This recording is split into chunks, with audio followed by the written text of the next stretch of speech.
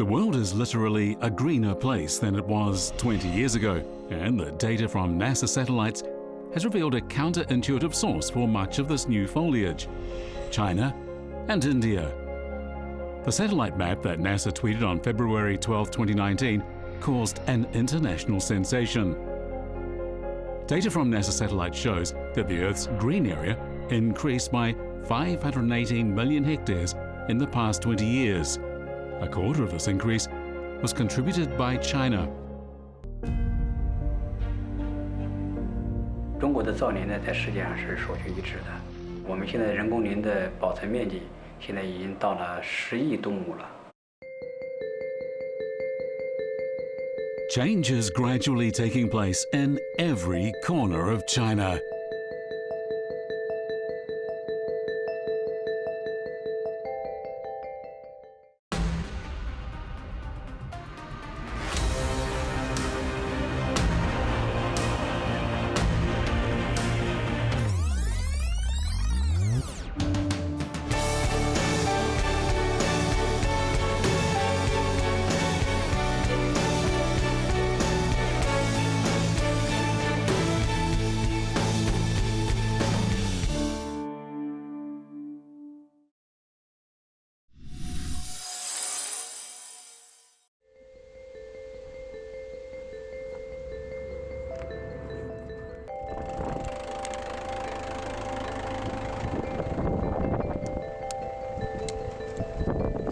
Ma Yunping and Wang Changrong are native to Dorlun County in Inner Mongolia. These photos taken in 2000 are precious records of when they started planting trees to control desertification.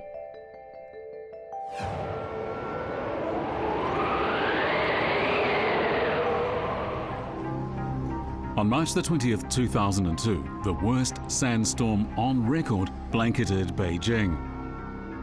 Dorlun County was its main source.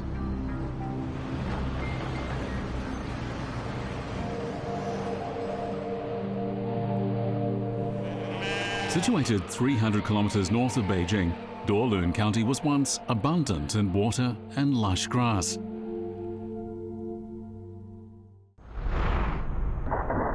But in around the year 2000, its climate changed. Wind erosion turned 87% of the county into desert, making it the culprit of North China's worst sandstorms. 如果那会儿要不治呢，这沙丘逐渐扩大，就把草牧场已经盖的和耕地已经盖的不少了，就是逐渐扩大。要是不治呢，像我们就不可能在那地方生存了，也就是。2000年的时候，这个地方生态环境是非常恶劣。全县的总土地面积的87%都是不同程度的沙化和水土流失。有一户人家，只要有一次沙尘暴，他们家是第二天早晨准开不开门，就是只能啥呢？勉强的推开漏个缝，完了拿铁锨把这个道铲开了。后来没办法，只有生态移民。 When the Beijing-Tianjin Sandstorm Source Control Project was launched in 2000, Ma Yunping and Wang Changrong were among the first group to combat desertification. Tree planting is an effective desertification deterrent. But as sandstorms generally bury newly planted seedlings, it requires endless energy and patience. 一开始吧，治沙确确实实没有经验。这3、4天之后呢，刮得溜干净。最后一到林业上一问呢，找林业局人力及技术局，他说必须在你这种沙漠地方，必须要打成6x6米的网格，因为你这个流沙，你就必须打上网格。结果一打网格呢，就能固定住这个东西。After 8 years of laboring from dawn to dusk, glints of green appeared in the 250 hectares of desertified land they had contracted. 马山遍野都绿了，不像我一开始来那个漫漫黄沙那样了，一个寸寸草不生。那还没种完呢，这沙漠上反正还得补栽，反正哪点能栽哪点栽。能栽一棵树就尽量栽上一棵树。After 18 years of sustained efforts, the people of Dorlun arrested the moving sand dunes, and forest coverage increased from 6.8% to 37.9%, improving the eco-environment and shielding Beijing from sandstorms. 森林的蓄积量要在2005年的基础上，要净增加45亿立方米左右。那么2030年实现这个目标，应该是完全是有保证的。 Veteran forestry carbon sequestration and deforestation expert Wang Chuanfeng has worked in China's National Forestry and Grassland Administration for years. In 2015, he negotiated forestry issues on China's behalf at the Paris Climate Conference. He holds that China's annual new afforestation will act as a huge carbon sink, and that carbon sequestration will effect economic transformation and lead to higher incomes in desertified areas.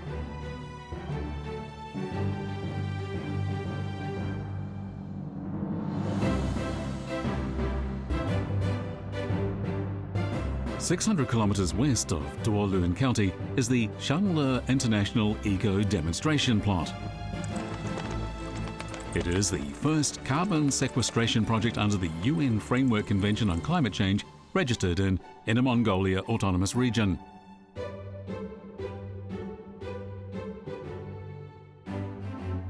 Carbon sequestration is a kind of virtual transaction whereby countries that emit large amounts of greenhouse gases or enterprises that cannot meet international emission reduction standards through technological innovation can offset their total carbon emissions by afforestation investments in other countries.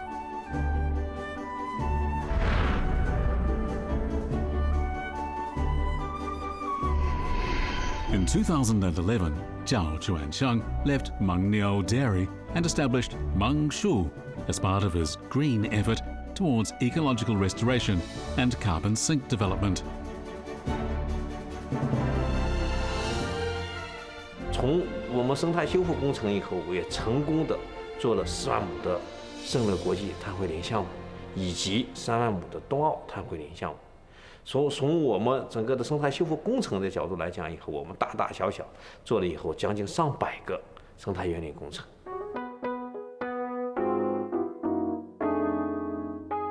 Shangli International Eco Demonstration Plot won international recognition at the 2015 Paris Climate Conference. Over the next 30 years, this project expects to absorb 220,000 tons of carbon dioxide. That's equivalent to the annual exhaust emissions of 147,000 cars.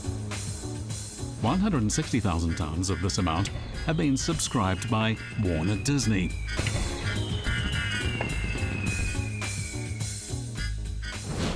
In 2012, Beijing, Tianjin, Shanghai, and Chongqing municipalities and Hubei and Guangdong provinces launched pilot carbon trading schemes. 7 years later, the amount and intensity of carbon emissions within the pilot scope had decreased, proof of the role of the carbon trading market in controlling greenhouse gas emissions and promoting low carbon development. 看市场的越来越好，肯定我们这个生态的项目，碳汇的项目会越来越多，也同时也给我们企业带来的市场机会会越来越多，我们的业务量也会越来越大，所以呢，对我们肯定是一个非常利好的消息。Essentially, a carbon market which is at the scale of China would be the largest carbon market in the world. So I remember being at the COP last year, where this was one of the most interesting topics for other countries to understand how at the scale of China an emission trading system could be working and how this could be potentially translating into policy measures in other countries that want to use similar policy measures.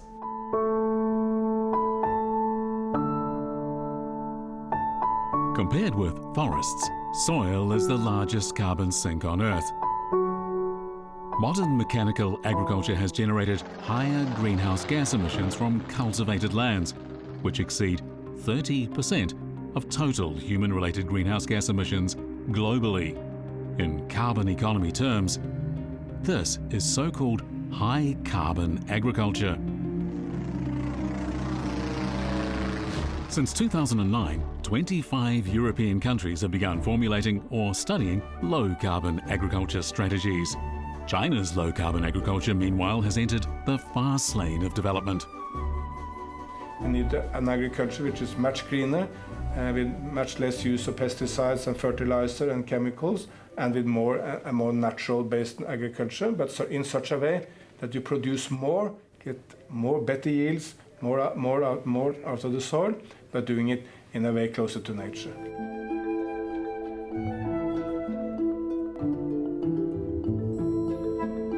节能农业的概念的话，就是最主要的做法就是首先去减少它的排放，那么再下来就提高它的利用率。就比方说我们减少这个化肥农药的使用量，实际上就是一个减排，也就是说这个减少排放。 Liu Tuan-Shou is a soil expert at Northwest Agriculture and Forestry University.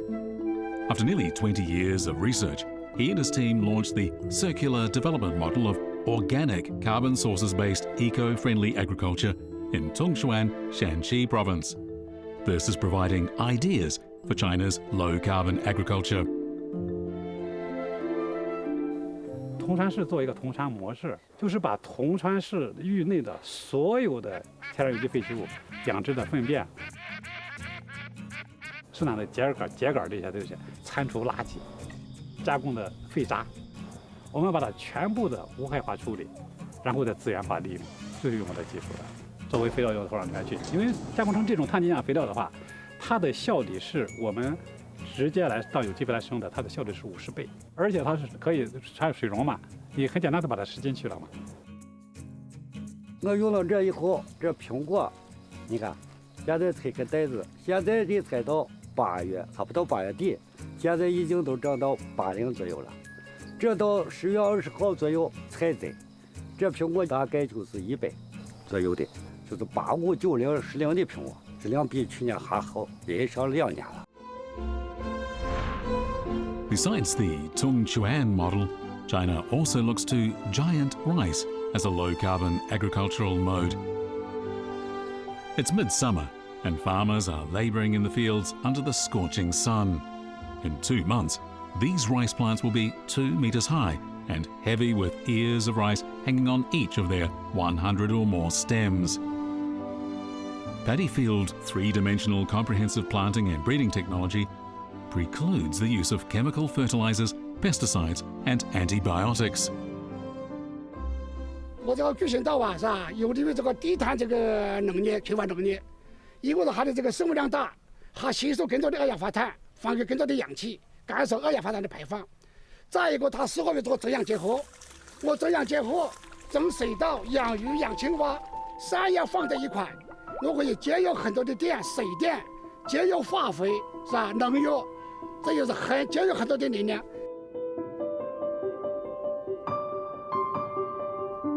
As a large, highly populated agricultural country, protecting the environment and feeding its 1.4 billion people drives China's development of low-carbon agriculture and emissions reduction. Positive results in the forestry, agriculture, construction and manufacturing sectors affirm the Chinese government's success in this regard.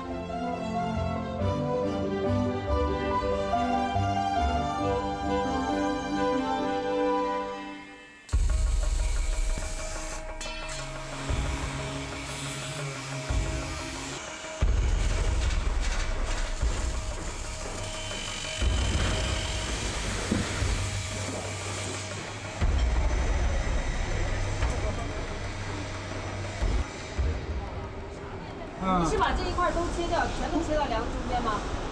这个啊，这个把边放下来，然后这个蒙住就蒙着。上表面露一块，会进水的。这个密封效果不确定的。我意思是顺着这个梁子周边整个骨架一圈，把蒙皮去掉，然后顺着骨架的中缝对接。 Suan Hong is a designer at Brilliance Bus Company. She's been working on auto R&D for 16 years. This new energy bus is one of her designs. 新能源的发展，我认为这几年的速度是非常之快。企业从整车企业也好，改装车企业也好，有很多的车企都开始从事这个新能源汽车的一个制造工作。这其实也促进了一个技术的发展。Suan Hong and her design team come to the manufacturing plant every day to check the performance of assembly line workers and identify and solve problems. 这款10.5米的纯电动公交车是我们公司首批量产的一个纯电动车型。这个车主要采用了一个全铝车身，较传统的钢车身的产品能轻1吨左右。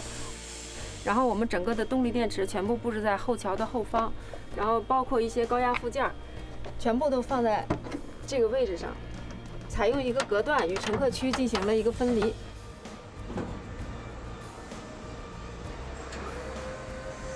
所有的高压就是与乘客区相对于完全隔绝，给乘客一个更安全的一个乘车环境。再就是我们整个的电池设计的高度离地都在1.2米以上，整车具有一个更好的一个涉水性能。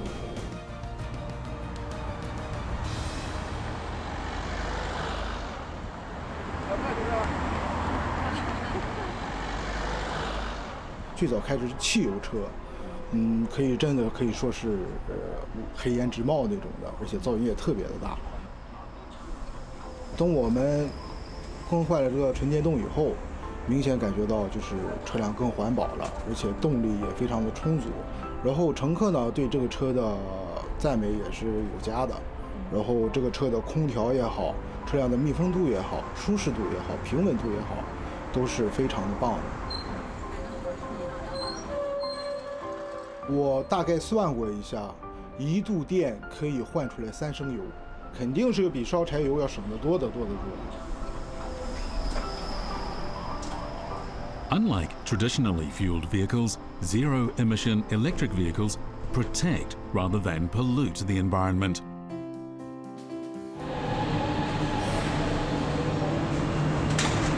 车辆状况良好，车辆状况良好，明白。温泉关缝隙正常。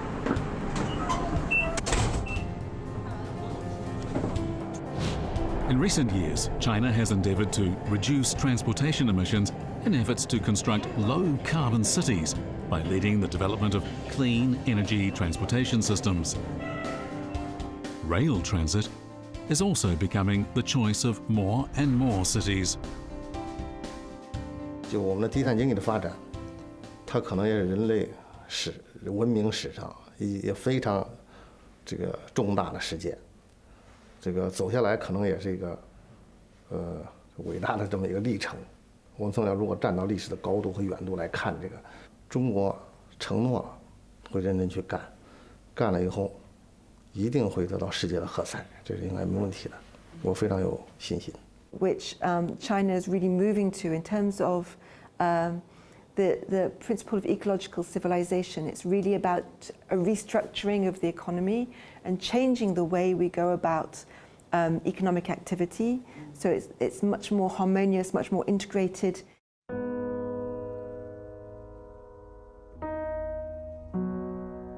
The China Accord is a commitment to plan and design cities, towns, developments and buildings in China to low-carbon or carbon-neutral standards. Since its signing in 2015, the world's largest developing country has embraced the net zero carbon concept, and its efforts have borne fruit.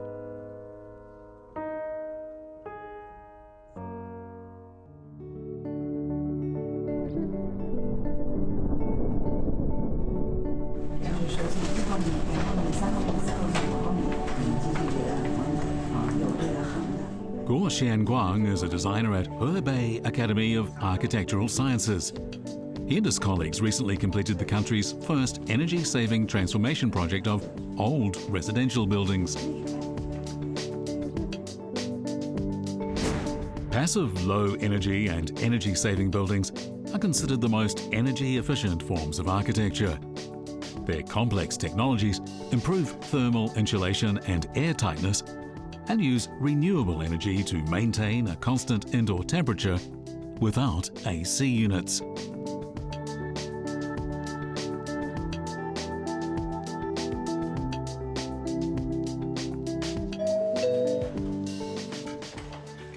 哎，你好，刘姐，你好，我们是这个回访一下咱们这个项目。改造的好，最起码他们那个比那个冬天呢保温效果好了，比以前好了。夏天呢，它是不用开窗，屋里也是挺那个温度挺适应的。最起码我现在冬天不用交取暖费了，温度能达到21、22度，对于我们来说可以了，够了。自从这个改造以后，我才知道有个低碳，原来确实不太知道。Guo Xianguang is encouraged and motivated by the satisfaction of the residents. In future, there will be passive energy-saving buildings in more communities.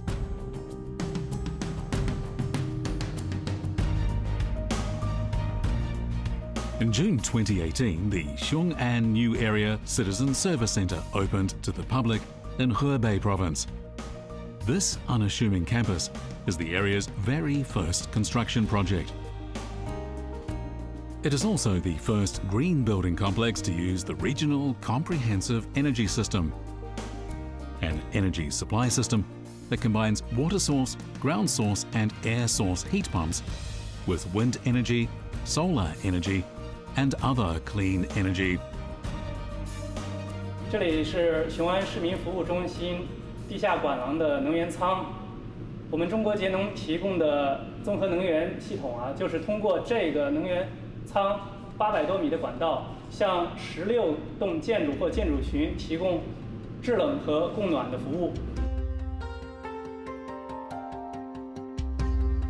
The underground system supplies cooling, heating and daily hot water energy to these 16 buildings.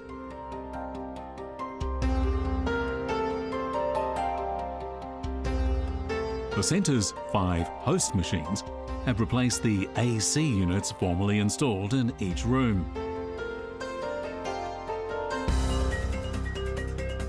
In future, large numbers of buildings in Xiong'an New Area will adopt similar energy systems. Indeed, urbanization will be one of the challenges for China from various perspectives, which I believe is already being considered. Key in this is how to build low carbon cities and how to promote low carbon development of cities and smart cities. In other words, when you decide how you construct, how you build infrastructure, what materials to use and how to do that, that will determine carbon emissions not just in the moment.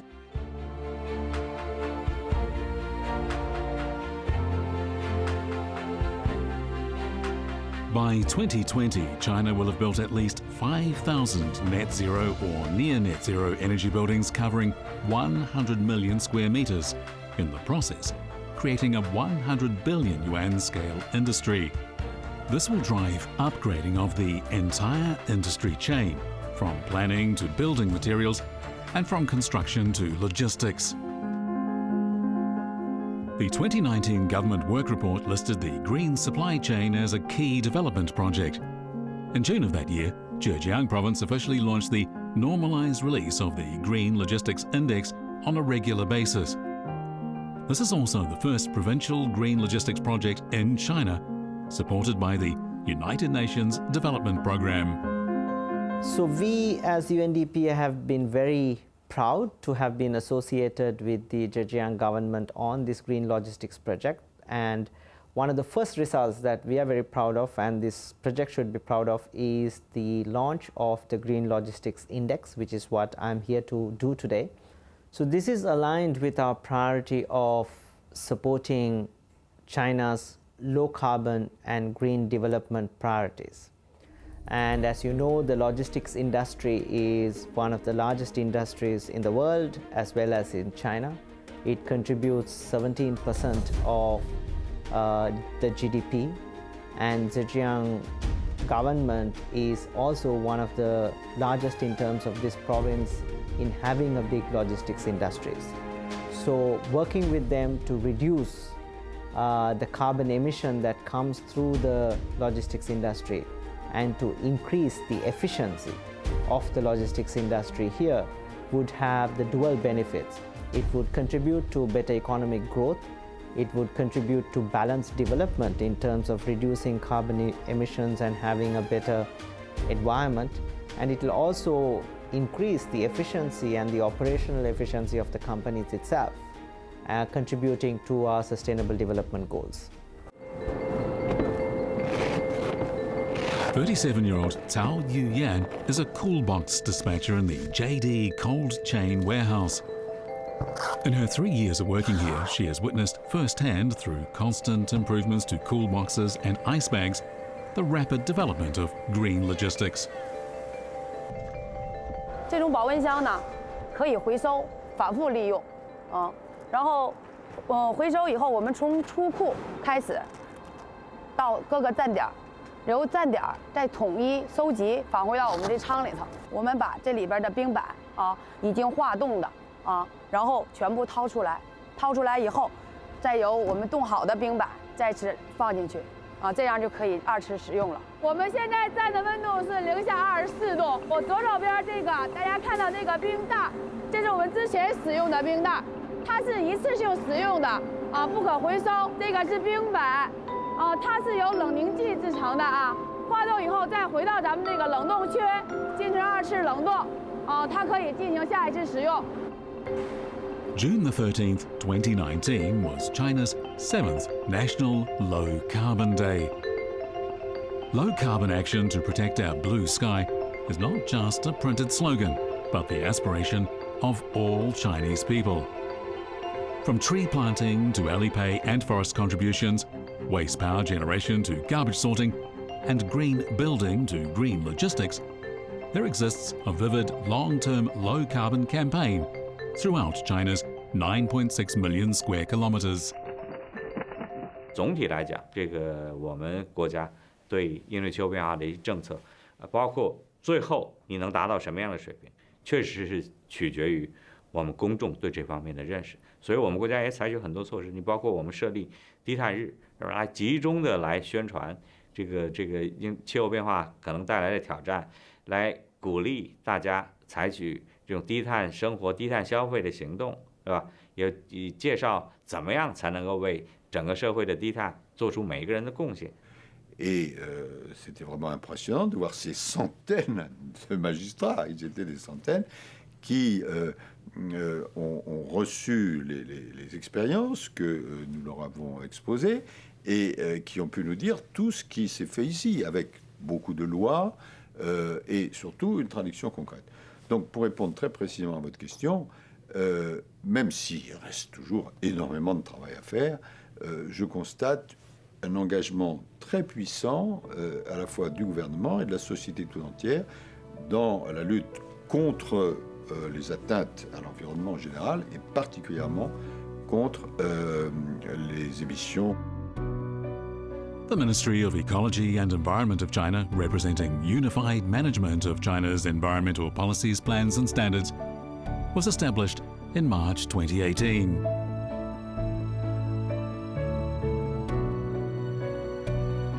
Humans leave their carbon footprints wherever they go on the planet.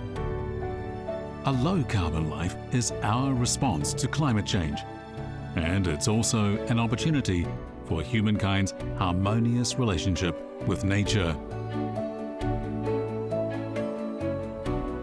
Full implementation of the Paris Agreement and helping to build a community of shared future for humankind are China's solemn commitments to this blue planet.